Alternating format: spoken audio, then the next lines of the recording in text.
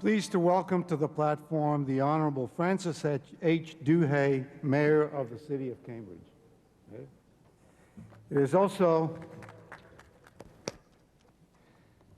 my pleasure to welcome Raymond F. Magliozzi, class of 1972, and Thomas L. Magliozzi, class of 58, hosts of the National Public Radio series Car Talk.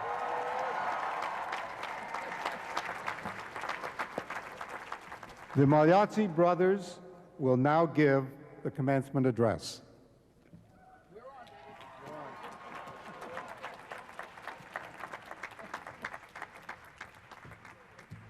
Don't crowd me. Glad you could all come.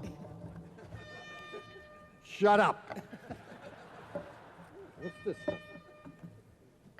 Wait a minute, I have to put my glasses on and everything. You know, Wait, wait a minute. When this was announced in the newspaper... This happens all the time. This was announced in the newspaper, and my daughter, my lovely daughter, Lydia, who's sitting over there, called me and said, "Is this true?" And I said, "Yeah." She said, "When is commencement?" I said, "It's June the 4th. She said, "Promise me just one thing." I said, "What?" She said, "Promise me that you'll think about it before June 3rd. Which reminded me of that great old country music song, "How Come You Know Me So Good When I'm a Stranger to Myself." Yeah, what do you want to say? Well, not much, actually.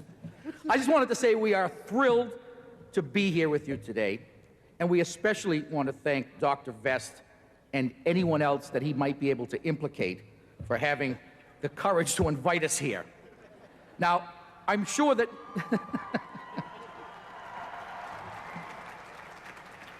We figured this is a guy who has an ironclad contract. I mean, you gotta really have him. Where is he?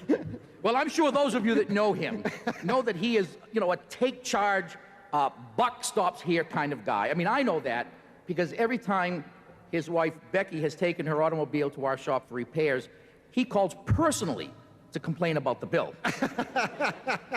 And we were flattered to find out, I think just this morning, that only once before in the long history of MIT has the demand for commencement tickets been greater.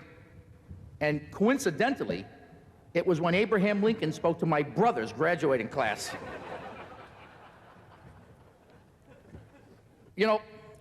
If anything ever cried out for an explanation, it's why are Tom and Ray speaking to us today? And I will attempt, with the help of my brother, to give you some kind of an explanation. I think you deserve it. Are you going to be good? I'm going to be good. This all started a little over 2 years ago. We were doing our weekly radio show, and I happened to mention casually that Kofi Annan had been selected to give the address to the class of '97. Tommy says, "Kofi Annan? Who the hell is he?" Whatever happened to Uthang? And then he begins to rant, why did they choose Kofi Annan? Okay, he is the Secretary General of the UN, I guess, but no one's ever heard of him. Everyone's heard of us. They've got to fly him in, fly him out, put him up in a fancy hotel, wine him and dine him and do all that. They'd have to do none of these things for us. And What? And he's not even an alumnus. Now, I will admit that I did participate to some extent in his rant and rave. I've learned, I guess most of the experts agree, that when you're dealing with these irrational types, that you shouldn't be too confrontational. In fact, you should try to be a little supportive and then hope that the medication kicks in. Well, hardly a fortnight passes, and we receive in the mail from someone named Charles M. Vest what I would call a terse rebuke. It wasn't so terse. Why happen to have it here? Read it to us, please. Which one is it? It's the first one. Here it is. Dear Click 58 and Clack 72. Aha, now you know who we are. I was sorry to learn of your disappointment at not being at. You don't mind if we read these? We did clear this with your office. What can you do? I'm sorry to learn of your disappointment at not being asked to deliver the main address at this year's commencement exercise. It had been my understanding that you don't usually care for exercise, especially in the open air, and that you therefore wouldn't be interested in ours. On the other hand, as alumni, Yes, alumni. I'm going with the Greco-Latin pronunciation here. I think Latin would be sufficient. On the other hand, as alumni, you will appreciate the fact that we have some fairly eccentric students and faculty here at the Institute. So the idea of having you two gentlemen as graduation speakers is invariably floated each spring. This year, as always, there was a strong but murky undercurrent of support for you as commencement speakers. Still, even your most ardent backers had to admit that there was one crucial area in which your qualifications could not match those of your fellow alumnus. He is an alumnus. What does that say? Of your fellow alumnus, UN Secretary General Dag Hammarskjöld, Kofi Annan. 72, he was a classmate of yours. Well, I was, no. Let's get this straight right now. I was class of 70, 71, 72, so I couldn't possibly have known everyone. No, okay. As you know, the United Nations has a really spiffy flag. Because Secretary General Annan was featured as this year's speaker, we had a legitimate excuse to fly the UN flag on the dais and also to hang it anywhere else we wanted to. You can imagine how useful such a flag can be when you want to cheer up a drab corner of the campus or decorate a really big space like an auditorium or an athletic cage. I mean, these are the kind of criteria that this guy Vest is using? What the hell is he thinking? If Kartok or even Dewey Cheatham and Howe had possessed a similarly attractive flag, we might have been able to use you, but as it was, we felt that we really had to go with the Secretary General for aesthetic reasons. Right. You will be pleased to know, however, that Secretary General Annan was a great success.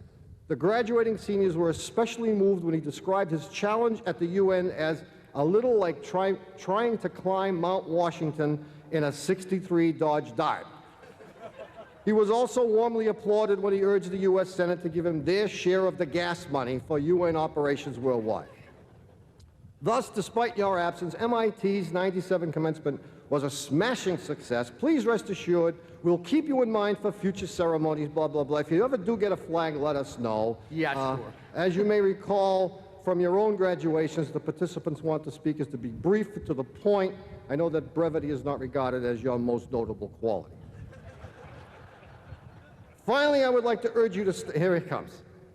All that for this last one-line ending paragraph. Finally, I would like to urge you to start sending us some really large donations. Technically yours, Charles M. Vest, President, blah, blah, blah, blah, blah. Well, a whole year passes without incident. Well, I shouldn't say without incident. During that year, I think just about every automaker on the planet threatened to sue us, but at least without incident with regard to this issue.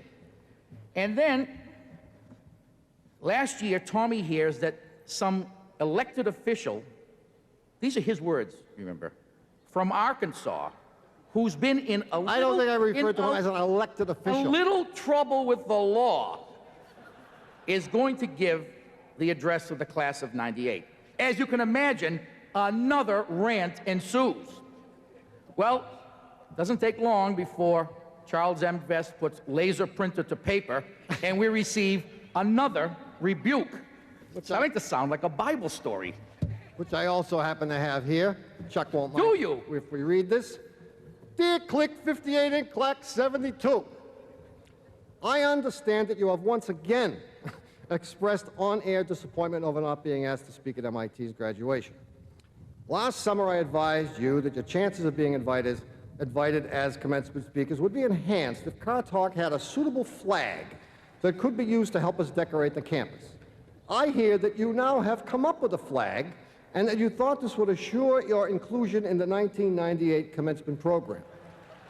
I mean, we went out of our way If the truth be known, we got the flag yesterday. But we told him we had a flag. We figured he would be gullible enough. He went for it. Certainly it is possible that a truly elegant flag, along with your accountable yet undeniable popularity among your fellow alums, might have gone a long way toward assuring a place for you in this year's celebration, except for two rather obvious problems. One,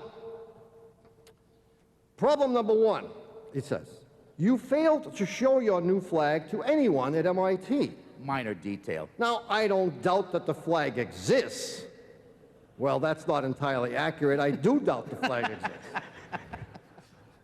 But its existence does you no good if you keep it secret. There is, after all, a reason why people use expressions like, let's run this up the flagpole, blah, blah, blah. And the reason is very simply that people cannot appreciate your flag unless they can see it.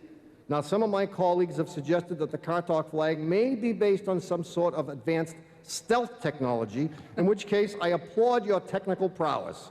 On the whole, however, a stealth flag seems to me a self-defeating innovation, and he's right about that. Problem number two. One of this year's commencement speakers is the Honorable William Jefferson Clinton, President of these here United States. I paraphrase there. As the duly elected leader of the world's only superpower, Mr. Clinton not only comes with his own flag, and a darn good one too, but he's even got a seal. Talk about upping the ante. Heck, this guy brings his own podium, audience, press corps, helicopter, you name it. There's just no way for the two of you to compete this year. You think you're disappointed. Not even I get to make a speech this year, and I'm supposed to run the place. Nonetheless, he says, I urge you not to give up hope. Send us pictures of this alleged flag, along with appropriate contributions to the alumni fund. Jesus, will the guy never give It's like up? a broken record, isn't he? Good luck. I remain technically yours, Charles M. Vest. Well, We got another letter, by the way. I'm getting to that. Oh, you are? Don't interrupt. After these two letters, of course, Tommy continues to rant, albeit sporadically. He says because we haven't been chosen and been overlooked by MIT, he's lost face and credibility. You'd want to lose a face like this, wouldn't you? Friends and neighbors have turned a cold shoulder to him. His wife and kids have lost respect for him and barely talk to him. Even the dog won't play with him unless he has a pork chop tied around his neck. Then in the spring of this year, inexplicably, we receive a beautifully written, I would say almost conciliatory letter from Dr. Vest asking us to speak to you today. Of course, we've lost that letter. We don't know where it is. But I do know that Dr. Vest figured that we would have the dignity, the good sense, and the respect for MIT to refuse, and to realize that the invitation was a joke. Negative on all counts. And of course, we accept, but we become immediately suspicious. We start to think how many others were asked before they got to us. I mean, after all, we knew, and we're not kidding anyone, we are at the bottom of the heap. Exactly right. We're at the bottom of the heap, so they must have asked thousands of other people. So we engage our crack detective, Paul Murky, of Murky Investigations, to find out who was asked and the reason he or she refused. I have the list. Just stand back.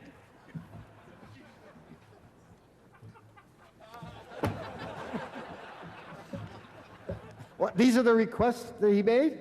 Yes. Now, due to certain treaty restrictions and other strict protocols, we can't read, and time, we can't read all the names, but we do have a few that we're allowed to read. And I will give you the name of the person who was asked and the reason. My brother will give you the reason he or she refused. I've memorized the whole pile here. Okay. Here's one. Okay. Kofi Annan. Yeah, he said, been there, done that. Here's one. Oh, a duo. Pons and Fleischmann. Yeah, they said, very low energy level, we can't. Oh, one of my personal favorites, Leonid Brezhnev. I love saying his name. Can I say it again? Yeah, is it like Arup Gupta? Yeah, Leonid Brezhnev. Yeah, he said he couldn't do it because he was dead. Let's see. Oh, yes. Dolly the cloned sheep. She couldn't come because she didn't have FDA approval. And last but not least, Leonid Brezhnev. Still dead. So then he got to us, I guess. I guess so. And in spite of this news, we're still excited and thrilled, and of course, and honored to be here. And after the euphoria subsided, it began to sink in that we actually had to give a speech today. And I will admit that I was concerned and maybe even a bit worried. After all, commencement speeches are usually reserved for heads of state, respected members of the academic community, secretaries general of the United Nations. But us? Why us? But my fears began to ebb as I weighed the consequences of a poor performance today. What if we do terribly? What if we're incoherent, uninspiring, uninteresting? Be just like our radio show. I mean, what could possibly happen? I mean, what could they do? Ask for our diplomas back? They couldn't do that, could they? I don't think so. I don't want to give my diploma back.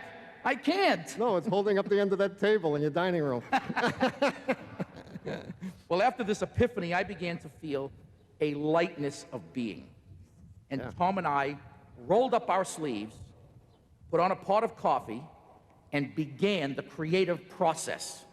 Now, he'll divulge the intricacies of that process soon enough, but first, the warnings. I have to move this.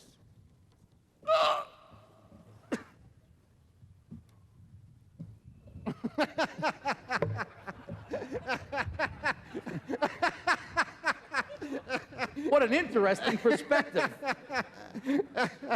That's good. You know, my brother frequently makes what I would call offensive and insulting statements. So my main function here today, other than introducing him, is to, number one, deflect any hurled fruit. Number two, to try to prevent him from insulting any religious, ethnic, or paramilitary groups. To quell any civil unrest that may result from anything he says or does, and to interrupt and clarify and say things like, well, he didn't mean to say that about every member of the faculty.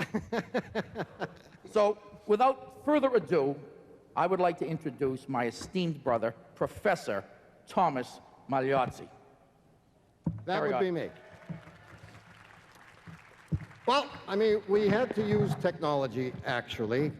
May I sit? Oh, jeez. We figured, I mean, this is the world's foremost institute of technology on Massachusetts Avenue. And so we ought to use technology. So what my brother did, actually, was he requested from Paul Paravano, who's, I guess, the vice president of MIT. Where is Paul? We don't know. They threw him out. He requested copies of the last 20 years' commencement addresses. We gave this to our crack researcher, Paul Murky of Murky Research, brother of the Paul Murky of Murky Investigations. And we asked him to analyze all of these speeches to find out if there were some commonalities.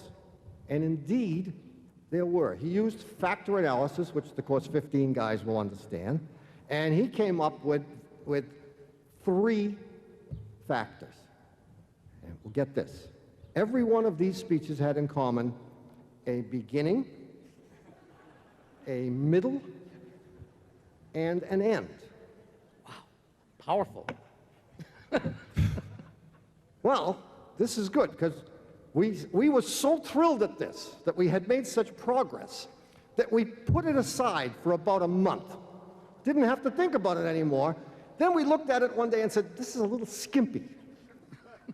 So, I hate to interrupt, but the good news is our wives are not hanging their heads in shame yet. they will. Okay, go ahead. We figured the beginning, that was pretty straightforward. We could read a couple of letters from Chuck Vest. So we did that already, and so that's done. The middle, that was the tough part. We couldn't quite figure what the middle ought to be, but the end, we knew, had to be some kind of inspirational thing. Yeah. Right? That's what they all are. So we said to ourselves, what do we know about inspirational things? It so happens, however, man, it so happens that we have, in addition to Murky investigations, Paul Murky, whom I just told you did the factor analysis, had been working on some other research for us. And he and his lovely assistant, Marge Inovera,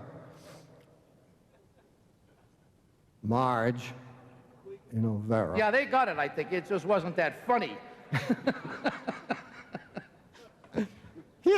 I'll tell you the genesis. It's interesting how research happens. I mean, one day, I can't remember which one of us it was, had come across, interestingly, isn't it interesting? I mean, coincidence. We just had a little Hebrew prayer, and one of us had thought of a quotation from another great Hebrew philosopher, Isaac Newton. And if you recall, which you probably don't because you're a bunch of nerds who only think in numbers. Stop it, behave. He said, if I have accomplished anything in my life, it is because I have stood on the shoulders of giants. Wow. That's what we said. Wow.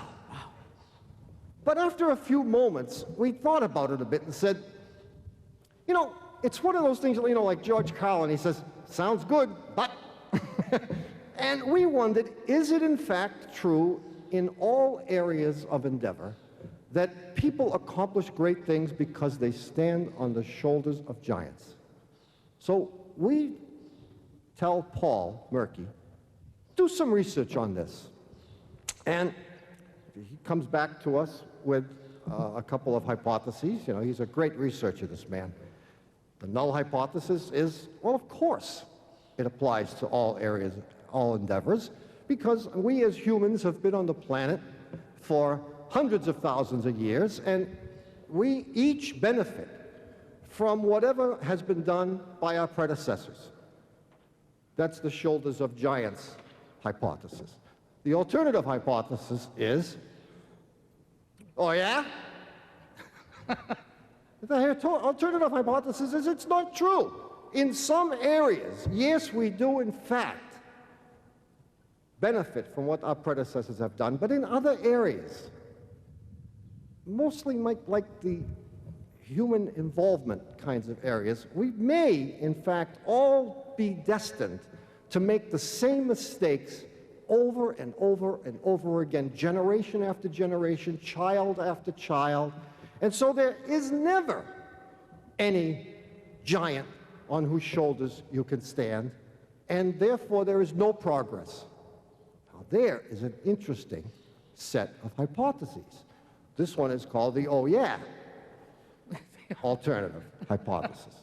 So Murky goes out and starts to work.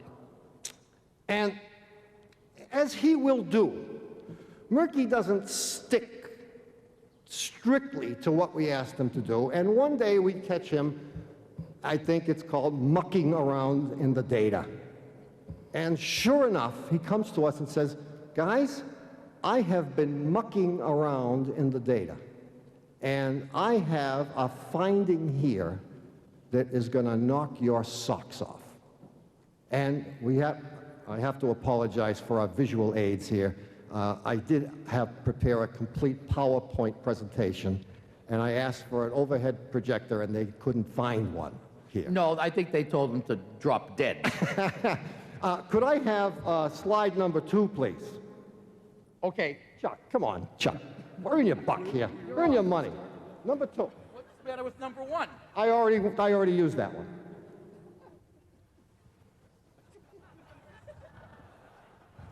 Should we Now, turn it around so people behind us can see? yeah, just turn it around for a We'll be minute. right back.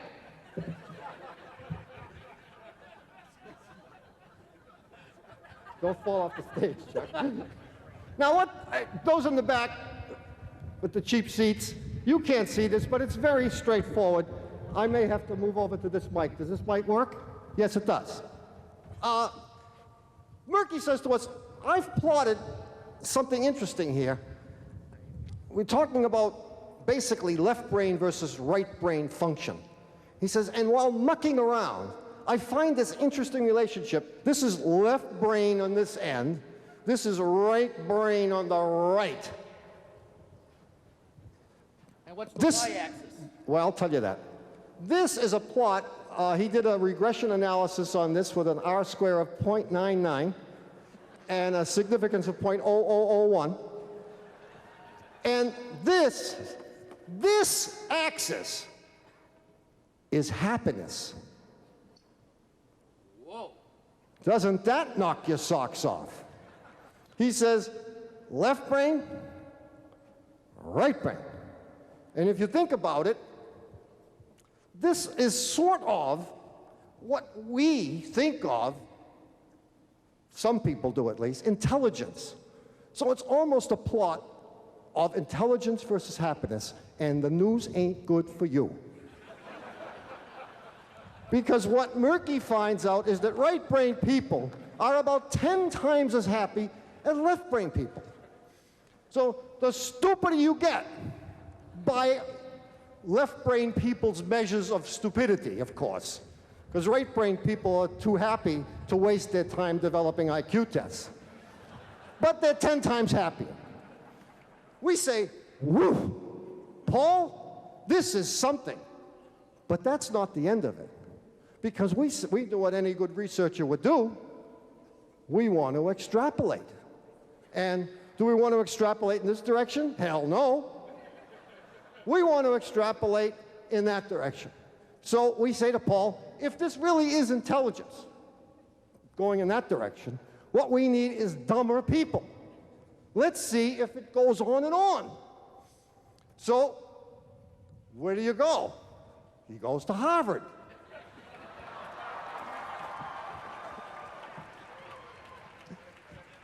He comes back to us about a month later, and he says, it just isn't working. He said, they're not dumb enough. And I say, what do you mean they're not dumb enough? They don't get any dumber than Harvard students. And he says, people don't get any dumber than Harvard students. But why do we have to limit our research to people? Can we put this down? Oh, sure. Are you still there? Oh, I'm sorry. So, I'm just trying to drive the guy with the microphones crazy. So, don't go away. We're going to need number three. We're going to need number three. He says, I can extend the research to include other life forms. And through a methodology which he will not reveal to us, he was able to determine the happiness level of other life forms. Slide 3, please. Slide 3. Here it is. Here's humans, and the best of humans, of course, is the right brain humans. And here is what he found. Happiness goes up. It begins to look like it's exponential over there. The next happier life form is a golden retriever. Then a cow. Then worms. And he stopped his research at grass. You can turn that and show the faculty because they may not understand what I'm talking about. Now,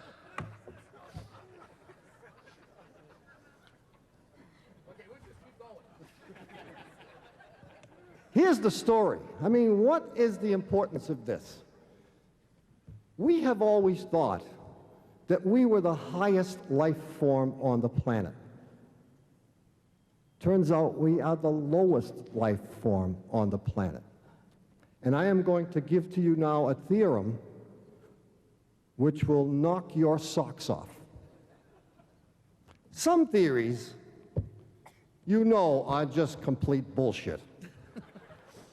For example, the Big Bang Theory. The entire universe is compacted into a dot. It explodes. Why? Well, they don't know why, so they call it a singularity. That's like a bimbo saying, well, it just did. It explodes. And out of it come all the stars that you can see in the sky, all the planets, Madonna, corned beef sandwiches. Now, if you didn't hear that and say, oh, come on, but I am going to give you the theorem, and you're going to say, why didn't I think of that? What does all of this tell us? That we are not the highest life form? This is the theory of reverse incarnation. I mean, some people believe in reincarnation, and what they believe is that when we die, we come back as better and better people. What the theory of reverse reincarnation says, if we are good people, we will come back as a golden retriever, then a cow, then a worm, then grass. Now, if the reincarnation was working in the other direction, coming back as better and better people, where are they? Duh! So it becomes clear that the theory of reverse reincarnation may be the scientific finding of not the decade, not the century, but of all time. Now, my brother and I, L. Ron Magliozzi,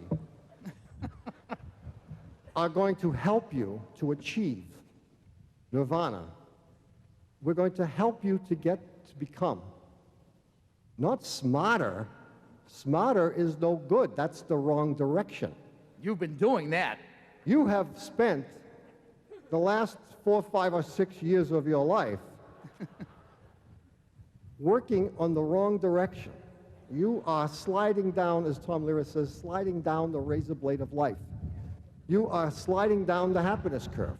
You must stop this from happening, and you must go in the other direction, and we are here to help you.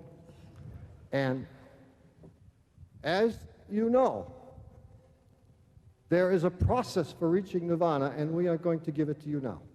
It is this. You must repeat the mantra. And the mantra, which happens to be emblazoned on our flag, which stands here. None of you morons will be able to read it because it's in Latin. It says, non impediti ratione cogitationis. Which of course means unencumbered by the thought process.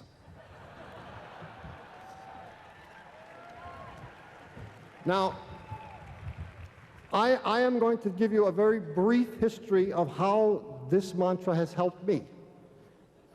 Oh, I can't wait. If you repeat this mantra, what happens is everything slows down. Life slows down.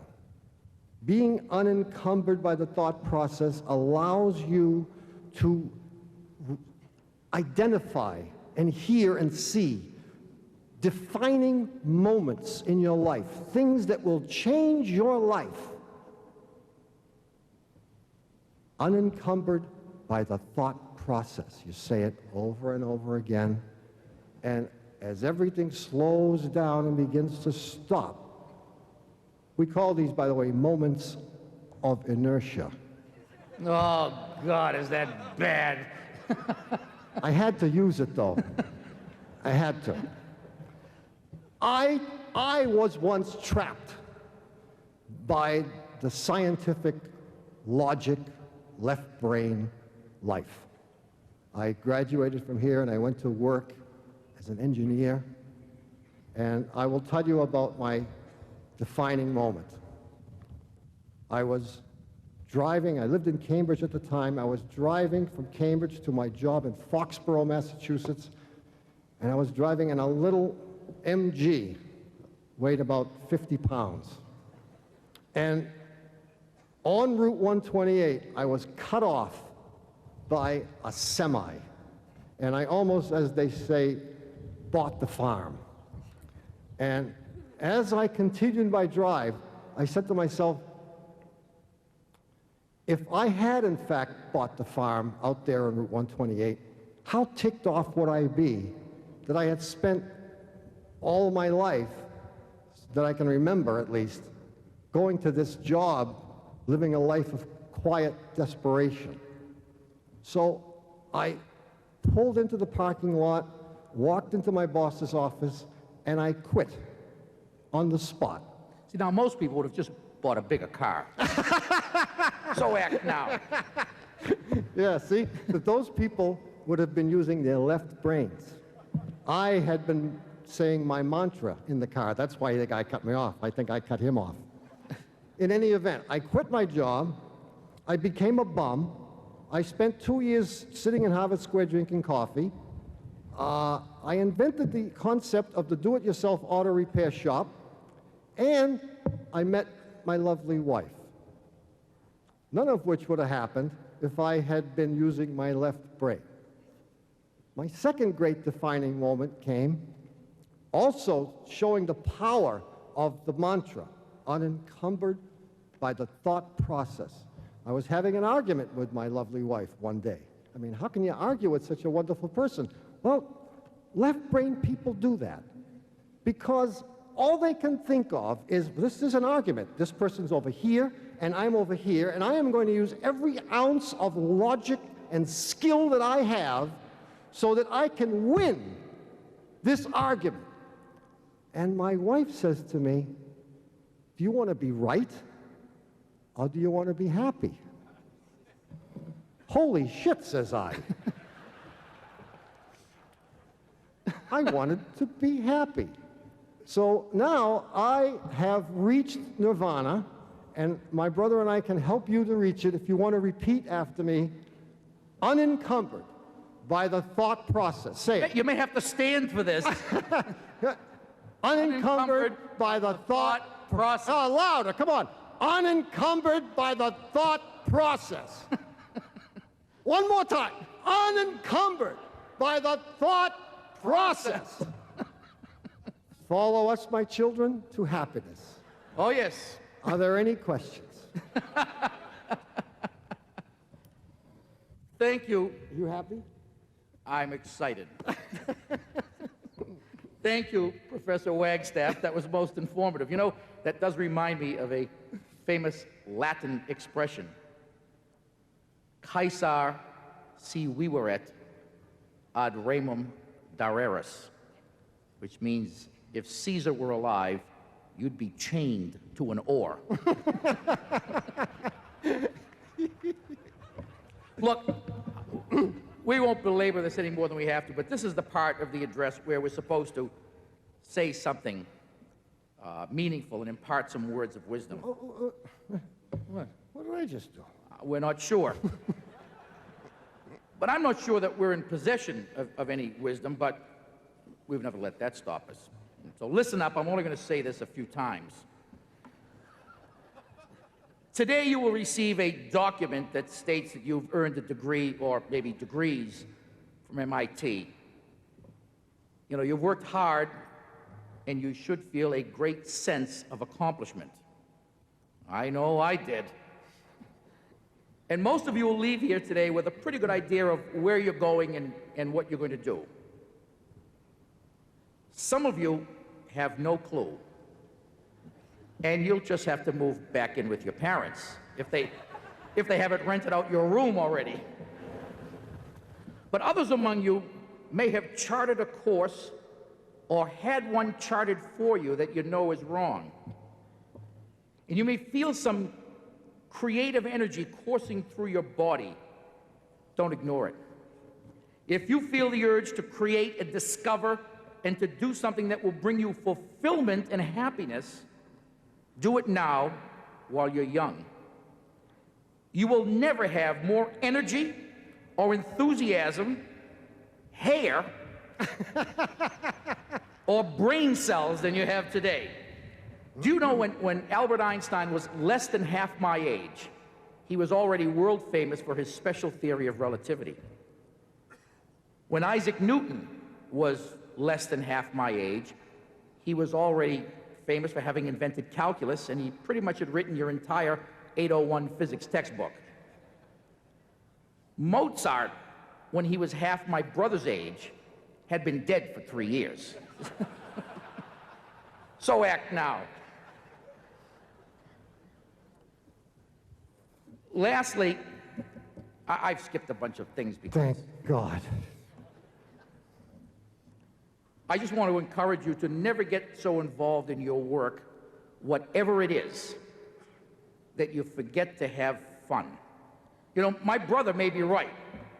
If you're lucky, you may come back as a schnauzer or a bichon frisé, but you may not.